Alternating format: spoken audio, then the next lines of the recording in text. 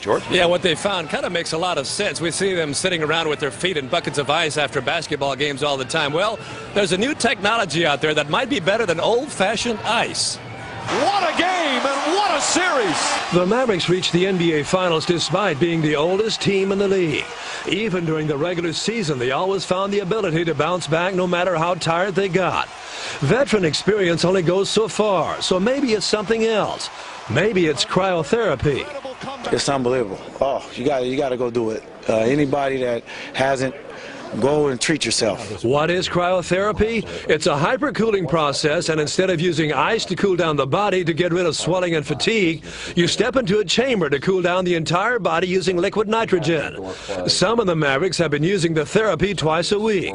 You just can't get that effect in an ice bath. Even though an ice bath is excruciating and painful, it's a different type of cold. And it's a tissue penetrating cold. I mean, that's where the benefit comes in. Cryotherapy was developed in Japan in 1978 and has been used in Europe for the last 20 years. Eric Rauscher of Millennium Ice in Plano says only 10 systems like this currently exist in the United States, and the Mavericks have access to this one. It revives you, gives you a youthfulness, and if you have any aches and pains, instantly when you step out of that chamber, you're revived.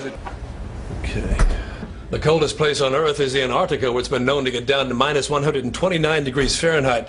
In here, it gets down to minus 220 to 250. That makes this place even colder than the coldest place on Earth. In a second, I'm going to press start. What you're going to want to do is every time you hear that blast of cold air, just turn a little bit in the chamber. It's up there. Or down there, I should say. You're hovering right at about minus 240, minus 250 Fahrenheit.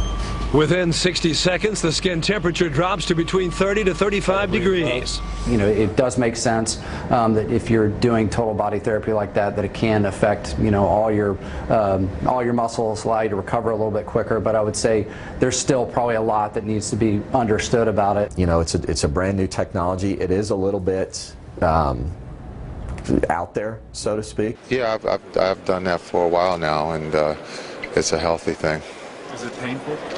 It's cold. It's not painful, but it is cold. You just do it in a few minutes. How bad is it? No, it's cold. You in your drawers. Yeah, it is. Well, that chamber's a lot better than ice baths. You sit in an ice bath for a while, and it starts to hurt.